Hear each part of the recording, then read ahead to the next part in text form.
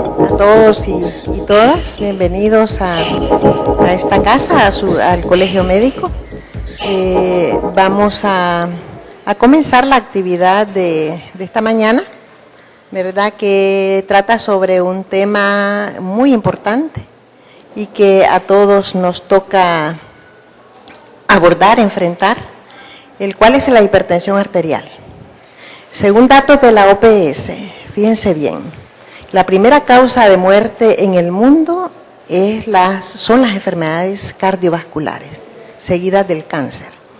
Entre las enfermedades cardiovasculares, según la OPS, el 80% de muertes cardíacas tienen como sustrato la hipertensión.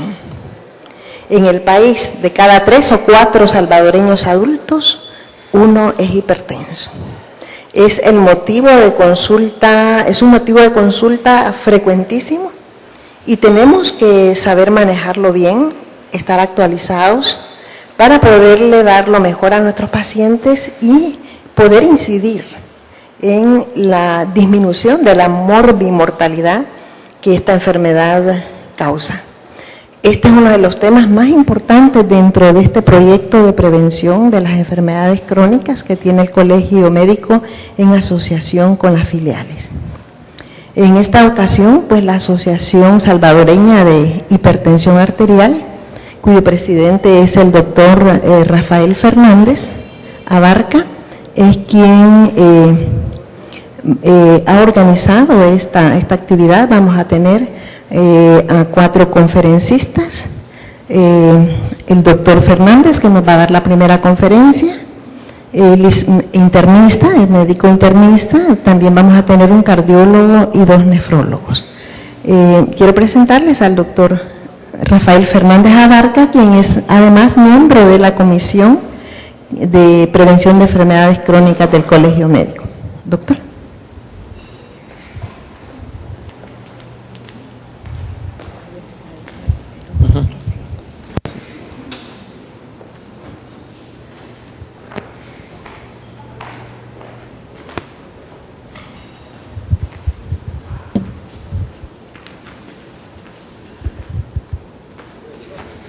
Entonces, ¿cuál puedo usar?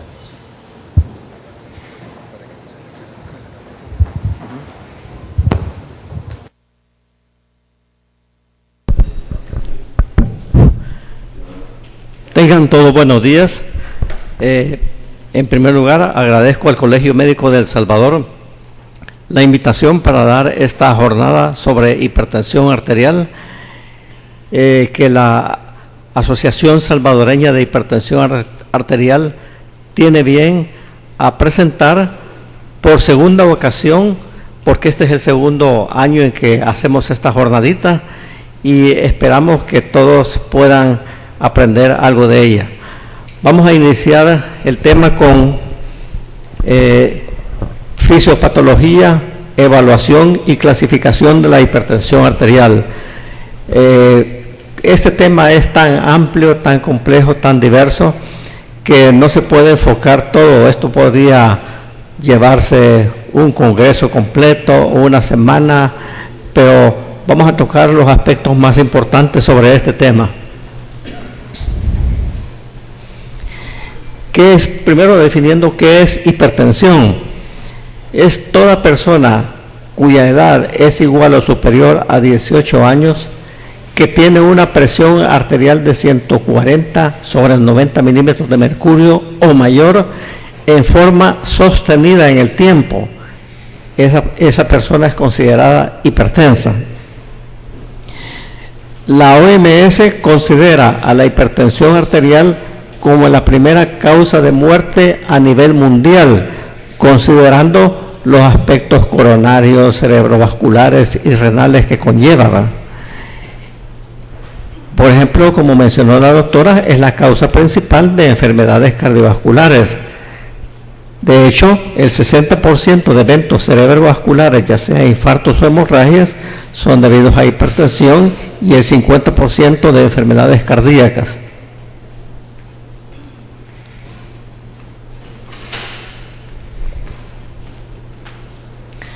Entonces, se considera que 1 de cada 4 personas adultas adolecen de hipertensión. Ya pueden ver la gran incidencia de hipertensión, y esto se va haciendo cada vez más frecuente, de modo que en el mundo se considera que 1 billón de personas en el mundo adolece de hipertensión arterial. Si nosotros vemos aquí tasas de mortalidad por cardiopatía isquémica, ¿cuáles son las? En rojo están las áreas de mayor incidencia de hipertensión arterial, le siguen las de color naranja, las de color amarillo, y las de menor incidencia son las que están en verde. Podemos ver que la mayor incidencia está en Asia, Europa del Este, norte de África. Afortunadamente son pocos lugares en América. La siguiente incidencia en color naranja también en el África Negra, en algunos países de Oceanía. En la franja amarilla tenemos más que todo América Latina y algunos países con una menor incidencia. Y lo mismo podemos ver en la enfermedad cerebrovascular en el mundo, que casi sigue la misma tendencia, con mayor prevalencia en los países africanos. Y entonces vemos que la incidencia en América Latina, aunque se ve que es un poco más baja, miren, en Centroamérica se ve una mayor incidencia según la informe sobre la hipertensión de la OMS. Sin embargo, aunque la mayor incidencia ocurre en otros continentes, en América Latina empieza a haber un aumento creciente de hipertensión arterial por algunos factores que vamos a mencionar. En primer lugar, quiero mencionarles que tradicionalmente se divide la hipertensión arterial en esencial o idiopática, que es más del 90% de los casos, y la hipertensión secundaria entre un 5 a 10%, en que la mayor parte de casos es debido a una hipertensión renovascular, que será abordada en el último tema. Esta lámina también de la OMS muestra los principales factores que contribuyen a la hipertensión y a sus complicaciones. Veamos primero los factores y determinantes sociales.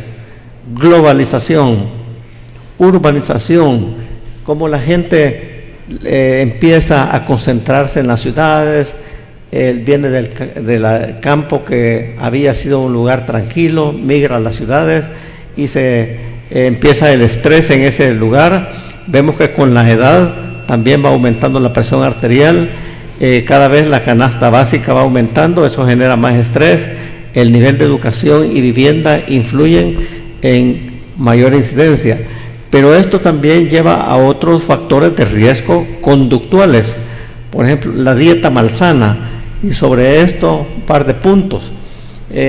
La gran propaganda que aparece en televisión y medios de comunicación sobre consuma esto, consuma lo otro, que son alimentos no solo ricos en grasas saturadas, sino que ricos en sodio, que vamos a ver más adelante que cómo contribuye en la patogénesis de la hipertensión arterial. Comer pizza, comer pollo, comer todas esas comidas grasosas y saladas contribuye más a que la gente se vuelva obesa e hipertensa. Aunque los programas en el mundo están contra el tabaco, pero todavía se sigue fumando. Tal vez se ha parado la ingesta del tabaco, pero no se ha parado en las mujeres ni en los adolescentes. El sedentarismo, que empiezan a haber actitudes, especialmente en los países desarrollados, a ser más activos. En nuestros medios también, pero todavía no toda la gente tiene el concepto de que hay que permanecer activo, y el uso excesivo del alcohol.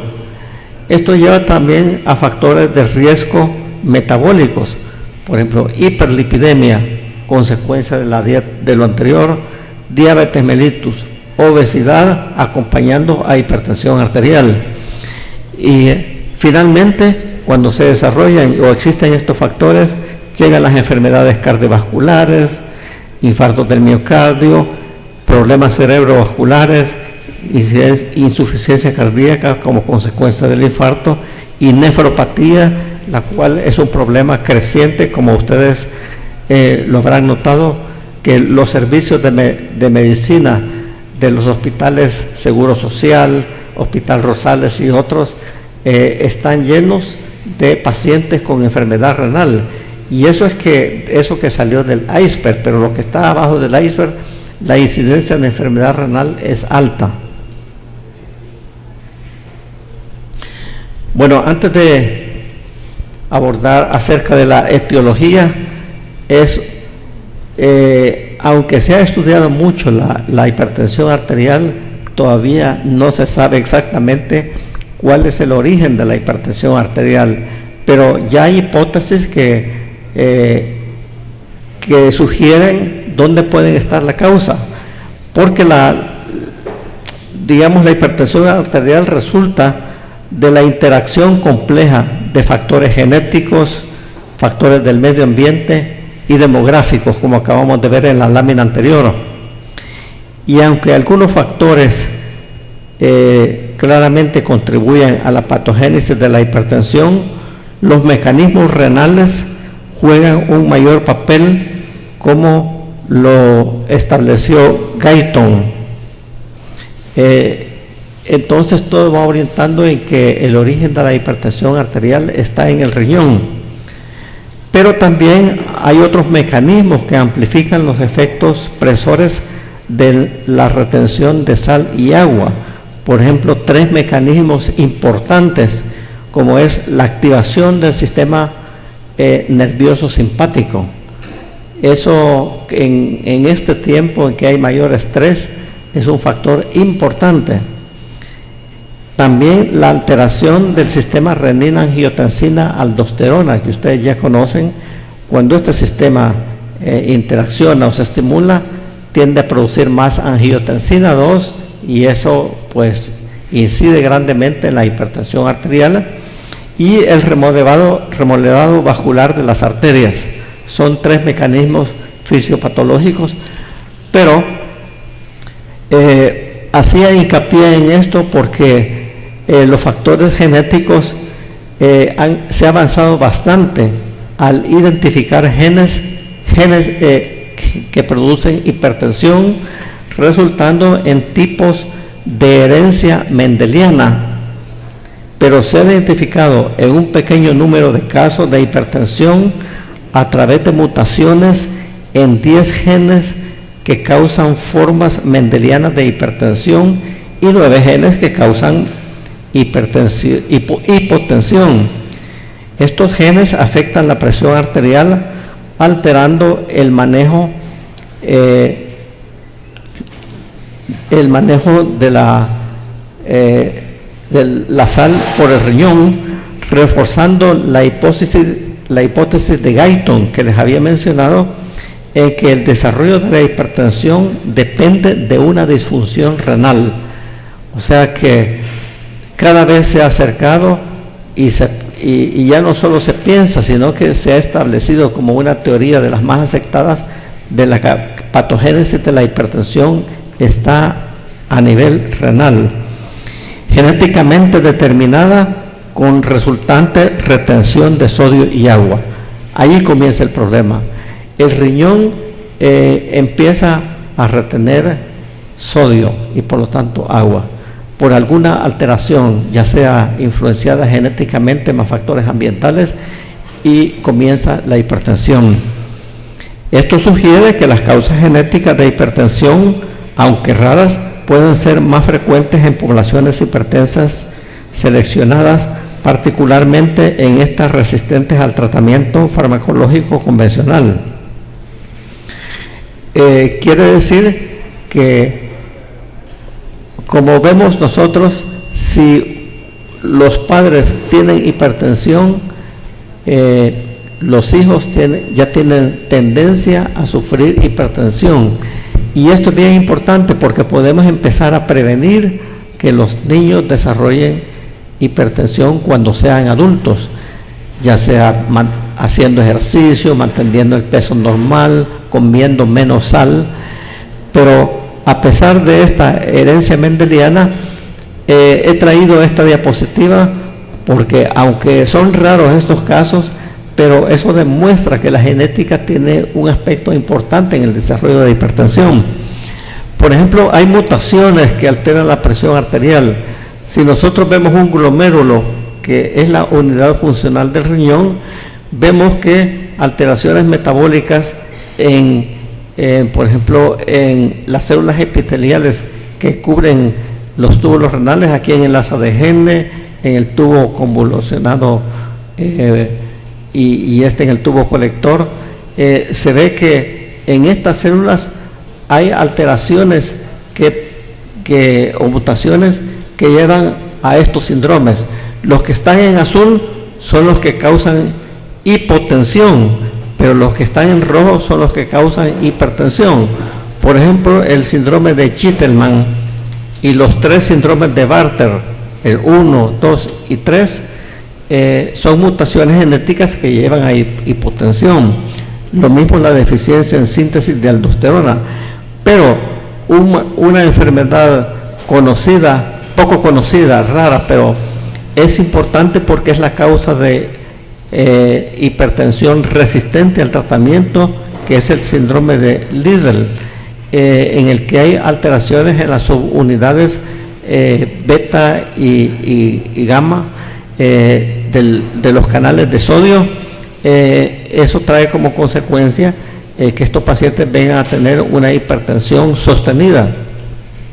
Y así tenemos la hipertensión exacerbada por el embarazo, la deficiencia de 17 hidroxilasa y como alteraciones en el sistema de renina-angiotensina, que está íntimamente ligado al nefrona.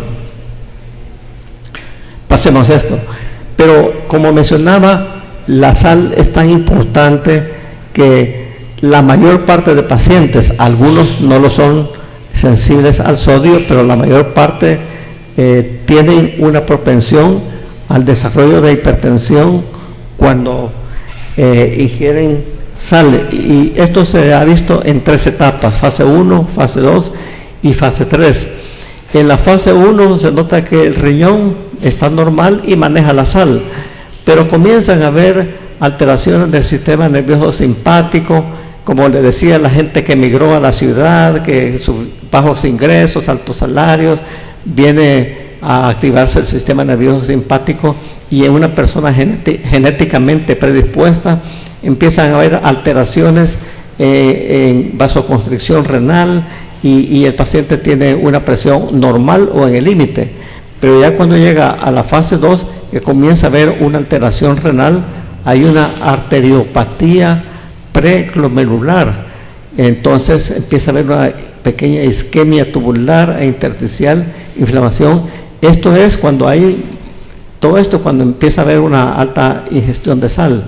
Empieza en la fase 2 con una injuria renal sutil, leve, pero a medida de que va aumentando el daño, empieza a haber un decremento en el flujo sanguíneo renal, empieza a haber una decrementada filtración glomerular, empieza a haber en los túbulos renales una reabsorción incrementada de sodio, esto como una consecuencia de decrementada excreción de sodio. O sea, el poco sodio que lo filtran los riñones es reabsorbido mayormente por los túbulos renales y conduce a una retención de sodio, y esto por supuesto que lleva a incrementada presión arterial en la fase 2. Ya en la fase 3, si se quita la sal, entonces el riñón puede volver a manejar otra vez el sodio. Esto lo traía como conceptos que cada vez están estudiando más acerca de la génesis de la hipertensión, pero ya vamos a ir a aterrizar. Esta lámina muestra cómo la hipertensión arterial per se puede llegar a comenzar las lesiones esta es una arteriola y este es un vaso más grande, conductual. Aquí vemos que el óxido nítrico es una sustancia tan importante que causa vasodilatación de las arterias. Esto es lo que descubrió el doctor Moncada. Pero hay otras sustancias vasoconstrictoras como la endotelina 1 que causa vasoconstricción. Y entonces la hipertensión sostenida viene a ser como empieza a causar daño en el endotelio. Y cuando la hipertensión continúa, llega a causar una disfunción endotelial. Cuando llega el paciente hipertenso al consultorio, yo le digo, mire, cuando ya se ha establecido que el paciente es hipertenso, le dice, ya no es como antes que le decía, venga en un mes para ver si ya la presión está bien para tratarlo. Porque le digo, ¿cuántas pulsaciones tiene por minuto? Si tiene 80, son como 80 latigazos que reciben los millones de células endoteliales distribuidos en los miles de arterias, de kilómetros de arterias que hay en el cuerpo. En los miles de kilómetros de arterias que tenemos hay millones, hasta 1 billón de células endoteliales. Y en cada latido, les digo, es como un golpe, un latigazo, un daño que se le causa a esa célula endotelial. Y multipliquen 80 por 24 horas, por una semana, por un mes que llega el paciente, ¿cuántos latigazos no habrán recibido estas pobres células endoteliales? Entonces eso lleva a lo que se llama una disfunción endotelial. Esa disfunción endotelial es el principio de la ateroesclerosis, y la ateroesclerosis es lo que conlleva a todos los males que causa la hipertensión en el corazón, cerebro, riñones, etc. Entonces la disfunción endotelial no es la causa de hipertensión, es una consecuencia de hipertensión. Aquí empiezan a formarse, hay migración de células blancas que llegan a formar células espumosas conteniendo LDL, colesterol oxidado. Este LDL es responsable de la formación de una placa, en las que empiezan en algún momento la placa se eroda y empieza a formarse el trombo que va a tapar la arteria y va a causar al final el evento cardiovascular. Aunque esto lleva años, pero este inicio no lo vemos, no lo sentimos, seguimos comiendo, seguimos viendo televisión 4 horas o más diarias, seguimos comiendo sal, y entonces, y más si el paciente es diabético, tiene dislipidemia, fuma, etcétera, etcétera, va galopando la ateroesclerosis que al final va a llevar a los eventos cardiovasculares. Aquí voy a sumarizar lo que lleva a la disfunción endotelial. La presión arterial alta causa una alteración del endotelio, una vasodilatación dependiente del endotelio, o sea, menos óxido nítrico para dilatar esas arterias, aumenta la permeabilidad de esa arteria, aumenta la migración de leucocitos que ya mencioné, hay una microinflamación, de modo que la ateroesclerosis es considerada ya como un estado inflamatorio. Por eso los niveles de PCR en estos pacientes están elevados por el estado inflamatorio. Esto lleva a injuria endotelial, como ya les mencioné, hay una injuria endotelial con cada golpe que recibimos continuamente y lleva finalmente al evento cardiovascular, cerebrovascular o renal. Y ahora veamos ya patológicamente los daños a órganos blancos. El corazón, uno de ellos.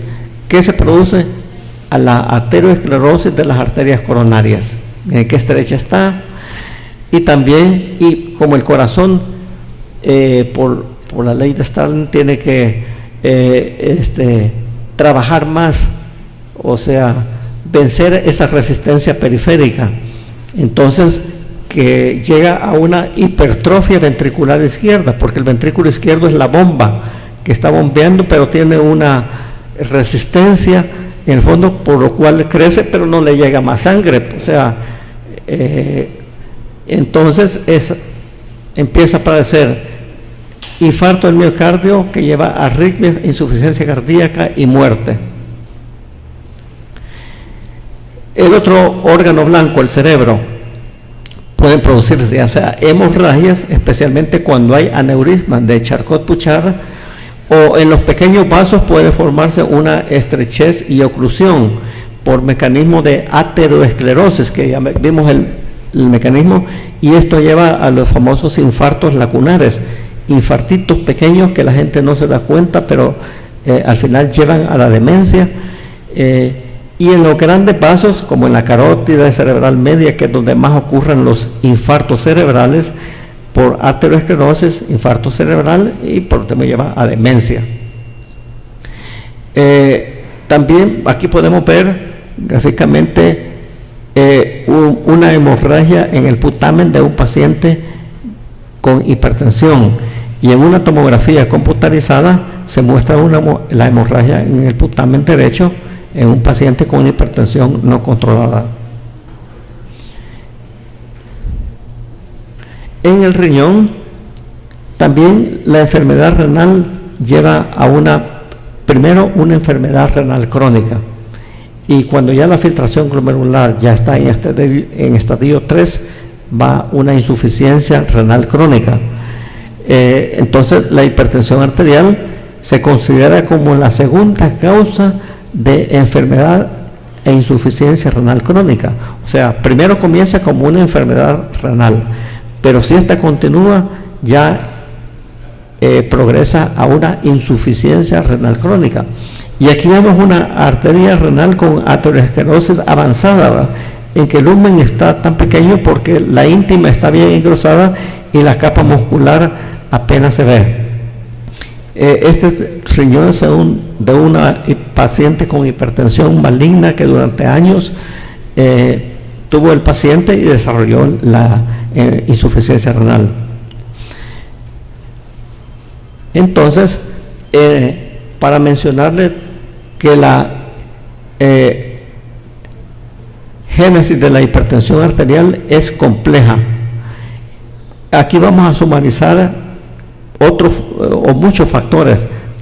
El sexo, por ejemplo, en el hombre tiende a ser más frecuente, el estrés por activación del sistema simpático, los mecanismos genéticos que ya habíamos mencionado, que angiotensina, producción de angiotensinógeno, síndrome de Liddle, la activación simpática, el aumento del gasto cardíaco, la retención de sodio que tanto hemos hecho hincapié, la obesidad, micronutrientes, alcohol, y a nivel endocrino como problemas en resistencia a insulina, secreción alta de aldosterona, y con la edad, que a medida que aumenta la edad va aumentando la presión arterial, todo esto afectando el músculo liso y principalmente el endotelio. El endotelio, ¿qué es lo que pasa? Se va produciendo menos óxido nítrico y más endotelina, que va a causar que haya vasoconstricción, mayor resistencia periférica e hipertensión. Pero el sistema nervioso simpático, hablemos unas palabras sobre este sistema como mecanismo que aumenta el efecto opresor de las arterias. Al aumentar el tono parasimpático, disminuye el parasimpático, pero trae consecuencias metabólicas, tróficas, hemodinámicas y trombóticas. Por ejemplo, en las alteraciones metabólicas hay mayor resistencia a la insulina, por lo tanto ese paciente va a resultar con diabetes, aterosclerosis, disfunción endotelial. Por otra parte, puede producir catecolaminas incrementadas. ¿Y qué van a hacer estas catecolaminas? Van a elevar la renina o niveles de angiotensina. Resulta, como vimos, en hipertrofia ventricular izquierda, disfunción endotelial.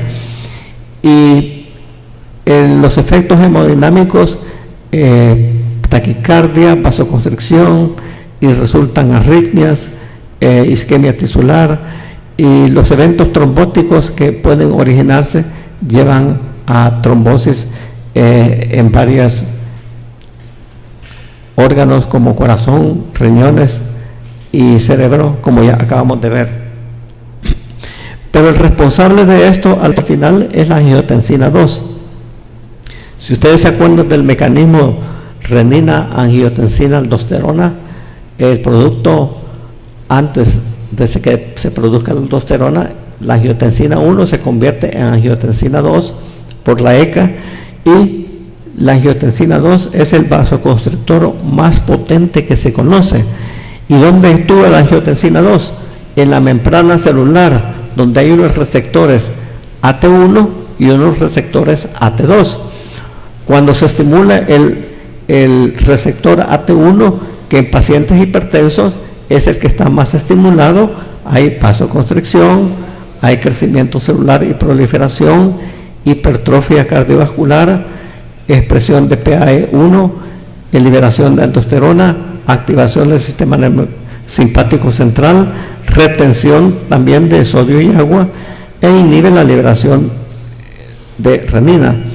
Pero cuando se estimula más la angiotensina 2, el receptor AT2 va a haber lo contrario: vasodilatación, se inhibe la hipertrofia, antiproliferación, menos excreción renal de sodio.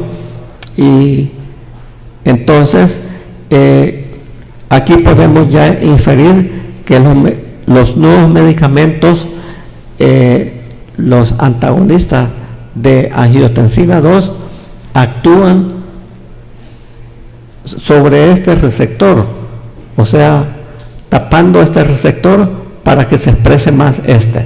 Entonces, cuando se tapa este receptor, no se produce esto, y se produce esto, la vasodilatación. Por ejemplo, el irbesartán, candesartán, hay como losartán, que fue el primero que salió. Hay como 5 antagonistas de los receptores AT1. Entonces, esto es lo que producen. Se produce obstrucción de este, y hay expresión del receptor AT2. Y otro mecanismo similar, como la angiotensina 2, a través del estrés oxidativo, da la disfunción endotelial, en que el componente principal, disminución de óxido nítrico, que al final va a resultar en trombosis, inflamación, vasoconstricción y lesión vascular, formación de lesión vascular y remodelado. Bueno, ahora pasemos a la parte clínica de laboratorio, porque lo demás era teoría que es bien importante conocerla, pero cuando llega el paciente al consultorio, la primera cosa que debemos hacer es hacer una historia y preguntarle al paciente la historia familiar, si tiene familia hipertensa, los hábitos alimenticios. Como vimos, la etnia es importante, como vimos en los mapas, que los asiáticos tienen mayor tendencia, y los asiáticos y los negros tienen mayor tendencia de ser hipertensos, pero los latinos empezamos a ser más también propensos a ser hipertensos. Entonces, en el examen físico, la toma de la presión arterial no debe ser una simple toma que le tomamos, llega el paciente agitado, viene de dar un montón de vueltas, que tuvo un problema en la casa, otro problema en el tráfico, con este tráfico que hay, y lo vamos a encontrar hipertenso. Y además, si este es un paciente con actividad simpática aumentada, al ver al médico se asusta y lo encontramos hipertenso, y probablemente el paciente en la casa no tiene esos niveles de presión que encontramos en el consultorio. Cuando es producida cuando llega al consultorio, se llama hipertensión de bata blanca. O sea que no vamos a etiquetar a un paciente como hipertenso con una sola determinación de presión arterial. Tenemos que sentar al paciente que esté cómodo, relajado, le tomamos la presión en ambos brazos, sentado, acostado, y aún de pie lo podemos tomar. Y a veces le podemos tomar, yo siempre la tomo al final, al principio del examen y al final del examen, y uno se lleva sorpresas, que al final del examen el paciente como que tiene más confianza y ya la presión ya se le normalizó y ya no lo considero que el paciente es hipertenso. Sin embargo, algunos pacientes siguen teniendo presión alta en el consultorio, y como ya vamos a ver más adelante, estos son los que ¿qué vamos a hacer con estos pacientes que sospechamos que no tienen hipertensión, pero son hipertensos? Cuando vamos al laboratorio y consideramos que el paciente es hipertenso, le mandamos hemograma, examen general de orina, porque ahora se está considerando que la albuminuria, especialmente la microalbuminuria, es un elemento importante para determinar el pronóstico de esta hipertensión arterial. Y entre los electrolitos, el potasio viene a ser quizás el más importante electrolito, porque el hiperaldosteronismo es una causa de hipertensión arterial. Acerca de los lípidos, colesterol, triglicéridos y glucosa, deben hacerse porque son factores de riesgo que se acompañan a la hipertensión. Se va a presentar más frecuente la disfunción endotelial, la aterosclerosis, y el paciente se va a morir de un infarto o de un derrame cerebral. Y ya no es suficiente medirle solo la creatinina. De una vez hacemos la fórmula de Sokolov y le determinamos la filtración glomerular al paciente. Estos son los exámenes de laboratorio que podemos indicar, y además de un electrocardiograma que nos va a dar una pauta de que alteraciones que ha llevado la hipertensión en el corazón, y en algunos casos podemos incluir una radiografía de tórax. Entonces, los mejores son los esfigmomanómetros de mercurio, los cuales están escaseando más porque se considera que el mercurio se está volviendo más tóxico, que lo encontramos en cualquier lado, y mayormente los que comemos mucho pescado, estamos comiendo un poquito de mercurio, de todo lo que se lleva las corrientes de aguas al mar, pues se contamina todo, ¿va? Entonces, por eso, aunque estos son los mejores, pero están teniendo ese problema de eliminar el mercurio de los tensiómetros. Pero podemos usar los aneroides, que son confiables, pero esos aparatitos de que se ponen en la muñeca, de que se ponen en el brazo, electrónicos, dan resultados erráticos, no son confiables. Podrían ser útiles para el paciente que no tiene, que quisiera saber cómo tiene su presión, pero no son confiables todos. Algunos son mejor que otros. Entonces, lo que quiero decir es que estos son los mejores. Y para una foto para mostrarles en los pacientes que a los que se les realiza un mapa, o sea que es una medición ambulatoria de la presión arterial. Cuando hacemos un mapa en el cual se mide la presión arterial cada hora durante 24 horas, estas son las gráficas que nos da, por ejemplo, al principio, presión arterial sistólica, diastólica, y se va mapeando durante las 24 horas, y se ve que en la noche normalmente hay una caída nocturna.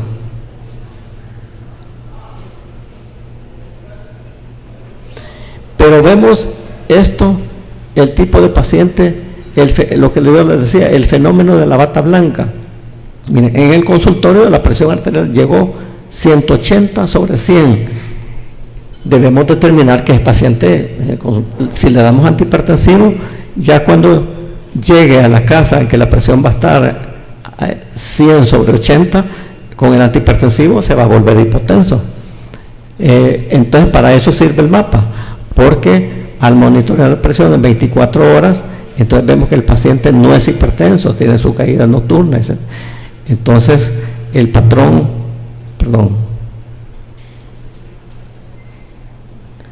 la presión arterial ambulatoria durante 24 horas en un paciente con hipertensión de bata blanca es este caso.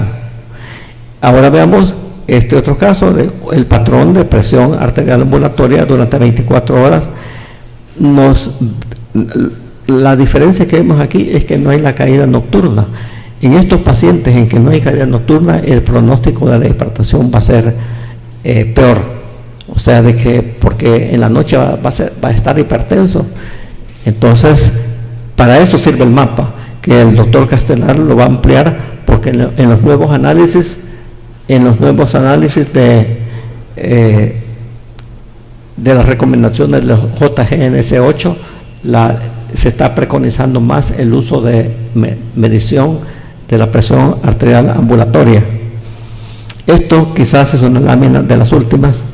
Me faltaron unas láminas, pero para terminar, solo quiero mencionar que la hipertensión puede ser resultado de múltiples acciones. Mencionamos la retención de sodio, en la que podemos utilizar diuréticos, hidroclorotiazida u otros. Cuando notamos que en el paciente persiste más el incremento en la resistencia vascular, podemos usar antagonistas del calcio y otros vasodilatadores.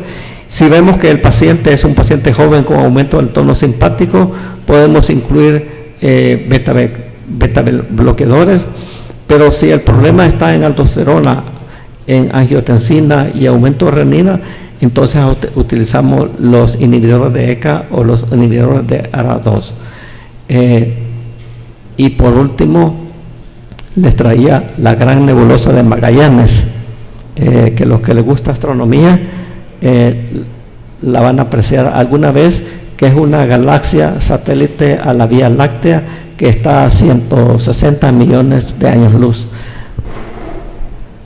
Eso es todo.